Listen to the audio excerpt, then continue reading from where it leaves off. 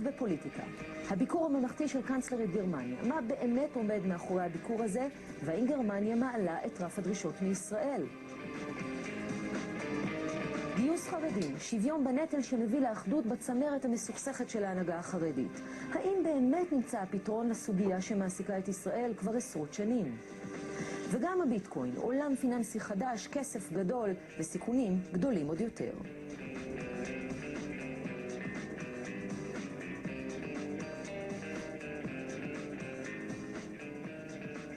שלום לכם, פוליטיקה הערב, עוד את שחר השבוע עם שפעת אופנתית, ואנחנו מאחלים לו רפואה שלמה, הוא יהיה כאן בשבוע הבא.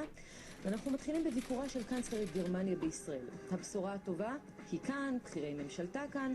הבשורה פחות טובה, המסרים שמרקל מעבירה היום. איתנו, קודם כל יושבת ראש הכנסת לשעבר דליה איציק, ערב טוב לך, שלום. והעיתונאי גיל ירון, מגזין פוקוס והתקשורת הגרמנית. ואנחנו נתחיל ברשותך איתה. אתה בעצם יכול לתת לנו פרספקטיבה גם מהתקשורת הישראלית וגם הגרמנית. איך מסכמים את ביקור הבזק הזה?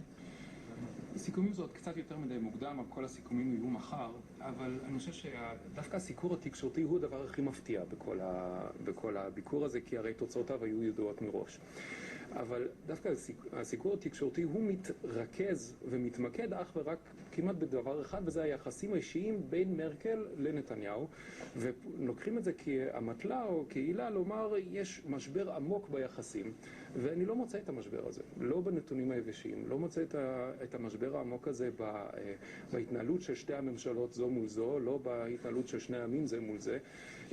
המשבר הוא גם לא חדש, כי זה בכלל לא חדשות. העמדה של גרמניה העקבית מזה שנים זה שההתנחלויות מפריעות לשלום, הם אומרים את זה, ואומרים את זה בריש גלי, כבר אמרה את זה ב-2012, ב-2011, והיא חוזרת על זה, וגם שר החוץ חוזר על זה, וזה באופן מפתיע, זה לא רק עמדה של גרמניה, זה עמדה של כל העולם שמבקר את זה חוץ ממיקרונזיה. כן, אבל כאן יש שתי נקודות. קודם כל, השאלה אם אנחנו מצפים מגרמניה ליותר, מיד נגיע לזה. אבל ההתנחלויות נכון, אמרו קודם, אבל בעניין הגרעין האיראני נראה שיש נסיגה בעמדה הגרמנית מול ישראל. וגם באופן כללי, הדיבורים למשל על החרם. שגרמניה אומרת, נכון, אנחנו לא תומכים בחרם, אבל אנחנו מצטרפים למדיניות של סימון מוצרים. אלו לא דברים ששמענו קודם. אני לא כל כך מסכים. אני חושב שיש חוסר הבנה בישראל לאילוצים שיש גם למדינה כמו גרמניה בתוך מרכיב של מדינות שקוראים לו האיחוד האירופאי. יש פה חוקים שהאיחוד האירופאי הוא מכתיב לכל מדינות שהן חברות בו. גרמניה לא יכולה לבוא ולומר, אני לא משתתפת בחגיגה הזאת בגלל ישראל. כן, מה שגרמניה מנסה לעשות כרגע זה לעכב את הסיפור הזה של הפרסום או של האכיפה של סימון מוצרים מהתנחלויות, כי הם קיבלו אותות מקרי לומר תחכו עד לסוף של תהליך השלום ואז אנחנו נראה מה נעשה הלאה.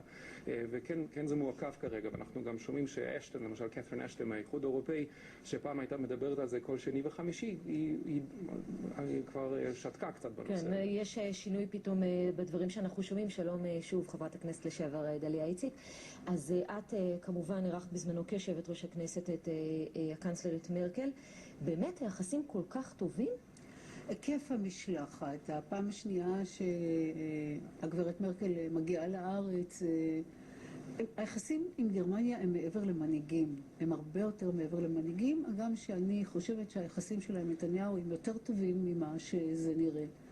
צריך לזכור, היא הגיעה במרץ 2007, אני רוצה רק להגיד שרק ראשי מדינות יכולים לדבר מעל הפודיום או בכנסת לנאום, והגברת מרקל איננה ראש מדינה, יש נשיא לגרמניה, והיינו צריכים לשנות את התקנון, עשיתי את זה בשמחה גדולה, כדי שהיא תוכל לדבר לכנסת וכך גם לעם בישראל. ומה שאני מאוד התרשמתי שהיא באה להגיד, תשמעו, זה לא קשור לא לזמן ולא למנהיג, אני והעם שלי ואתם והעם הזה, אנחנו מחוברים בערכים משותפים, בדמוקרטיה משותפת שנקנתה בייסורים. אני מבינה מה זה אומר גרמניה לישראלים. אני זוכרת שהיא פתחה בעברית, וככה חברי הכנסת ככה מאוד השתוממו.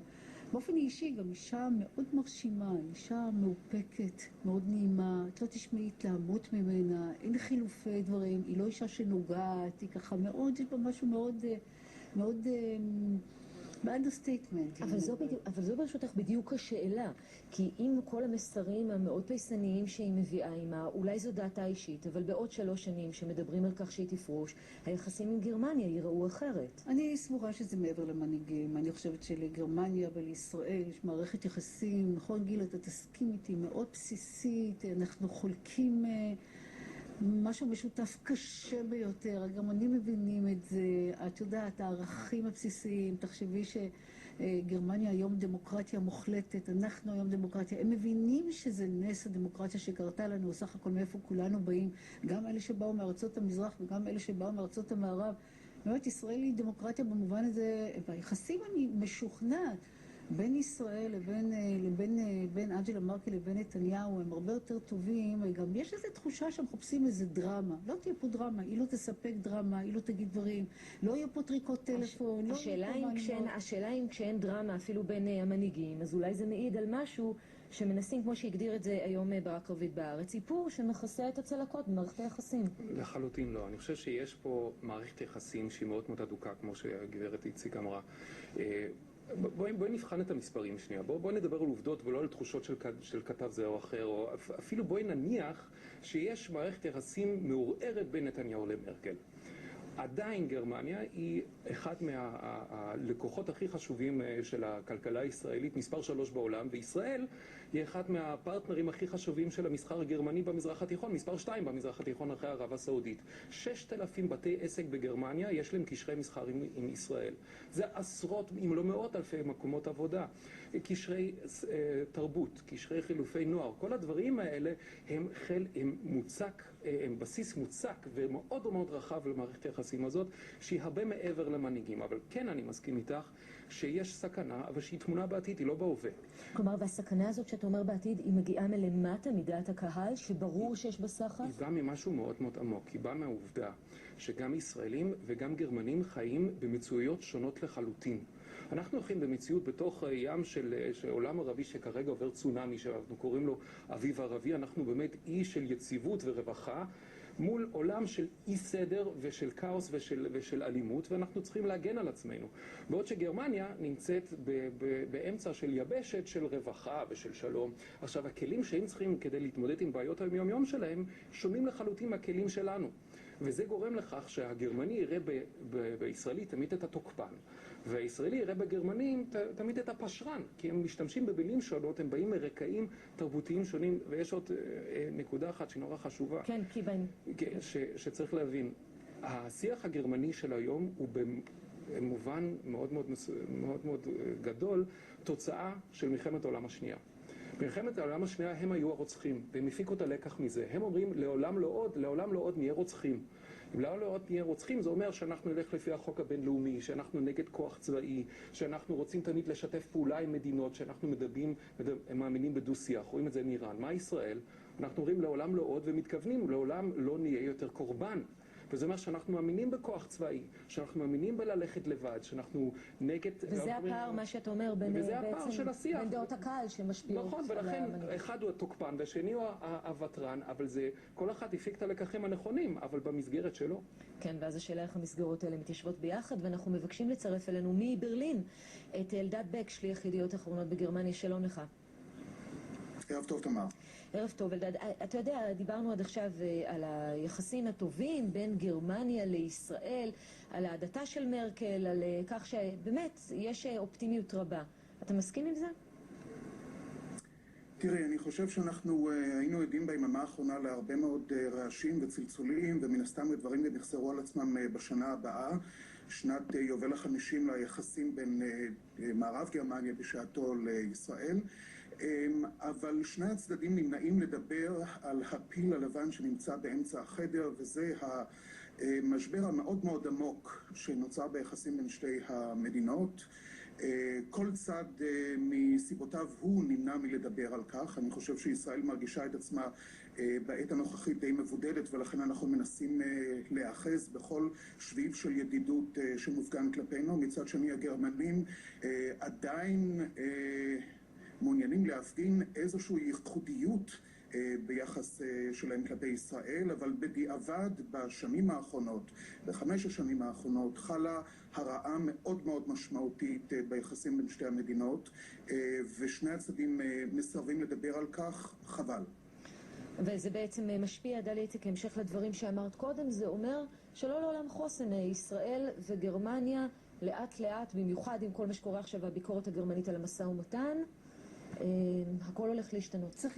צריך להבין, תמר, שיש שני נושאים שהם מאוד משמעותיים לישראל וגם לגרמנים. היחס שלנו לאיראן, אנחנו חושבים שאיראן היא בעיה מאוד כמעט קיומית למדינת ישראל.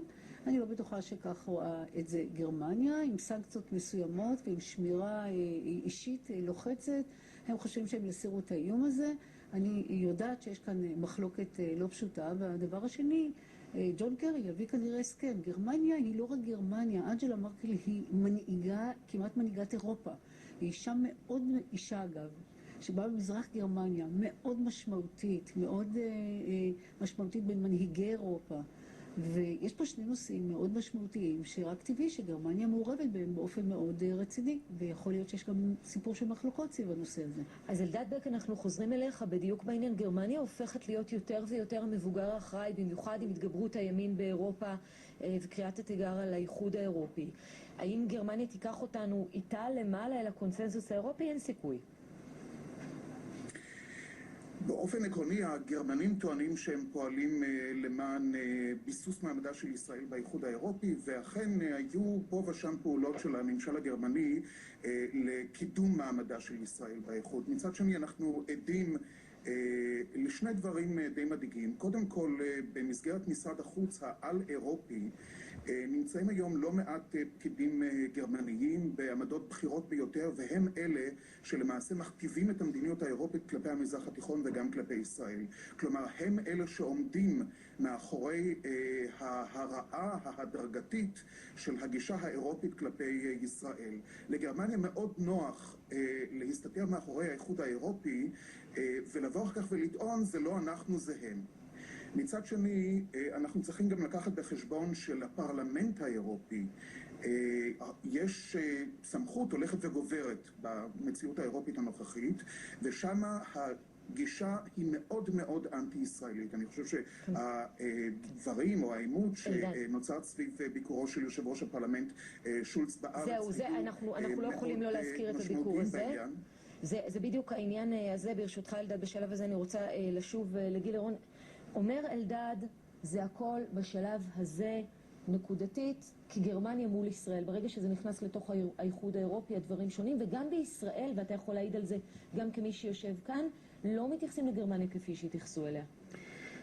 כן, לא מתייחסים כפי שהתייחסו אליה, אבל מה שחסר לי פה בדיון זה בעצם התרומה שיש לישראל לכל העניין הזה. זה כאילו יש התפתחות בגרמניה ויש התפתחות באירופה שלא תלויה בדבר, אנחנו הולכים להרעה ולהסלמה ולבידוד של ישראל. זה גם תלוי באיך שישראל נוהגת ואיך שההתנהגות שלה נתפסת באירופה. אם אנחנו לא מסכימים בישראל למתווה קרי, גם את גרמניה איבדנו, זה מה שאתה אומר. אני לא אומר שאיבדנו את גרמניה, אני אומר שיהיו לנו יותר בעיות עם גרמניה בטוח. ויהיה לנו יותר בעיות עם דעת הקהל בגרמניה, ולא רק בגרמניה, עם כל העולם. כן, גרמניה לא שונה במובן הזה ממדינות אחרות, ושם הם אולי קצת יותר מתונים מאשר מקומות אחרים בעולם. בסדר, תודה רבה גיל לירון. דליה איציק, משפט סיכום שלך. אי אפשר להגזים במה שגרמניה תרמה לצבא הגנה לישראל. אנחנו רואים בו זמנית אותך עם תחת מנהיגותה של אנג'לה מרקל.